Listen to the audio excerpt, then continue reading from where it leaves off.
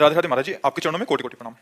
महाराज जी, इस शरीर की पत्नी में हमारी बहुत आसक्ति है, इसके कारण महाराज जी भजन में घाटा हो रहा है, डट के भजन नहीं कर पा नहीं, कोई बात नहीं कि आज जो पति पत्नी में मनमुटाव हो रहा है, पति पत्नी में संबंध विच्छेद हो रहे हैं, पति पत्नी में जो हिंसा हो रही है, उससे अच्छा है कि पति पत्नी से प्रेम करे, पत्नी पति से प्रेम करे, पत्नी और पति दोनों एक दूसरे के हृदय में भगवान को देखने की चेष्टा करें और खूब डट के प्रेम करें। कोई बाधा नहीं। ये हमारे सनातन गृहस्थ धर्म की रीति रही है। अपनी पत्नी, अपने बच्चे, अपने परिवार से प्यार करना, वही तो टूट रहा है, उसी की तो बात कर रहे हैं। थोड़ी थोड़ी बात में भाई भाई की हत्या कर रहा है, थोड़ी सी जमीन में, थोड़ी सी बात में भाई भाई की हत्या कर रहा है, अपनी वासना की पूर्ति के लिए पत्नी पति की हत्या कर रही है, अपनी अनुकूलता न मिलने के कारण पति पत्नी की हत्या कर रहा है। यही तो हम चाहते हैं कि आपस में प्रेम करो, प्रेम बाधक नहीं है। आप चिंता ना करो, प्रेम करो और उस प्रेम को भगवान को समर्पित करो, नाम जप करो और कमाओ और पति पत्नी परिवार खूब प्रेम से रहो। यही हमारे सनातन धर्म की रीति है। ये झगड़ा, लड़ाई, हिंसा, व्यभिचार, बॉयफ्रेंड, गर्लफ्रेंड, इधर उधर भटकना, ये हमारी रीति नहीं है। ब्रह्मचर्य से रहो। जब ब्याह हो जाए तो अपनी पत्नी में प्रेम करो, पति में प्रेम करो और जो बच्चे हो उनको भगवान का स्वरूप मानो और नाम जप करो और मुक्त हो जाओ। ये तो गृहस्थ धर्म के लिए है, कोई बड़ी बात नहीं। आप नाम जप करो, प्यार से रहो, बहुत बढ़िया। कानों को यही सुनने को मिले कि हम अपने पति से बहुत प्यार करते हैं, हम अपनी पत्नी से बहुत प्यार करते हैं, तभी हमारा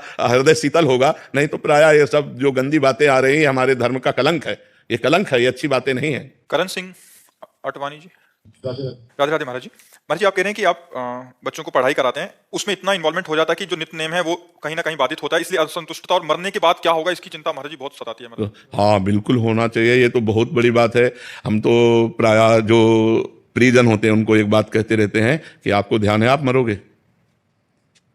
तो आदमी बुरा मानता है, नहीं मानता कि यार मरने की बात क्यों करते हैं। और मरने की बात ही हमको संभाल सकती है कि यार मरना है मुझे। अगर श्री कृष्ण ना मिले, प्रभु ना मिले, वो परमात्मा, वो वाहेगुरु ना प्रसन्न हुए तो हमारे जीवन का लाभ क्या रहा।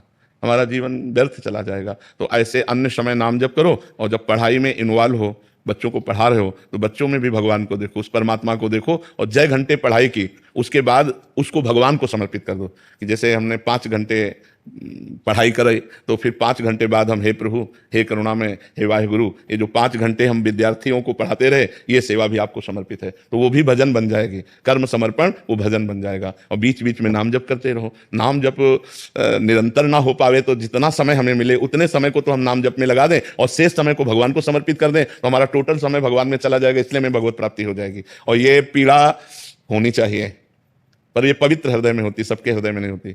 जो अपवित्र हृदय होते हैं उनको होता है, मरेंगे तो देखा जाएगा। लेकिन जो पवित्र हृदय होता है उसमें जलन होती है कि अगर इस जन्म में हम काम ना बना पाए तो अगले जन्म में पता नहीं कौन सी योनि हमें प्राप्त हो। क्या उस योनि में हमसे भजन होगा? मान लो हम पशु पक्षी बने तो क्या उसमें हमसे भजन हो पाएगा, हमसे साधना हो पाएगी? नहीं, केवल कर्म भोग होगा। तो मानव जीवन प्राप्त करके हम इतना भगवत भजन करें कि इसी जन्म में हमें भगवत प्राप्ति हो जाए। भगवत प्राप्ति हो जाएगी, इस पर विश्वास। बिना प्रयास के हर समय भगवान का स्मरण रहना मतलब भगवत प्राप्ति के योग्य आप हो गए हैं। हर समय उठते बैठते चलते फिरते यदि हमारे भगवान की स्मृति है, बस भगवत प्राप्ति हो गई। तो संत महात्माओं का आदर और समस्त जीवों के प्रति भगवत भाव और नाम जप, इसी से भगवत प्राप्ति हो जाएगी। नामे रुचि, वैष्णव सेवा और जीवे दया, ये सबसे बड़ा कार्य है।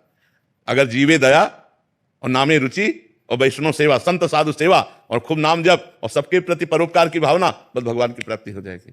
गृहस्थ धर्म में ज्यादा प्रपंच करने की जरूरत नहीं। नाम जप करो और अपने कर्म को भगवान को समर्पित कर दो, इसी से भगवत प्राप्ति हो जाए। पर आहार शुद्ध होना चाहिए।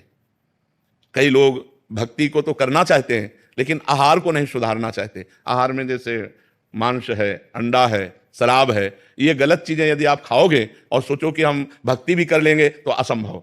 जैसा खाओ अन्न वैसा बने मन। तो इसलिए हम किसी जीव को दुख न दें।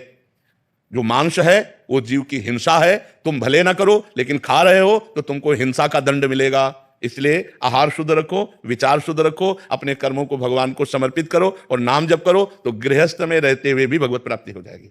जी जी, आहार शुद्ध है, नॉनवेज वगैरह जैसे बहुत सुंदर, बहुत सुंदर। पर अगर मान लीजिए फास्ट फूड या वैसी चीजें खाते हैं, पवित्र दुकान से लेकर, पवित्र जगह से लेकर, प्योर वेजिटेरियन, हाँ, और भगवान को अर्पित करके, जैसे मान लो हाथ में लिए तो पहले वाहेगुरु का स्मरण किया, उनको अर्पित किया, फिर पा लिया। ठीक है।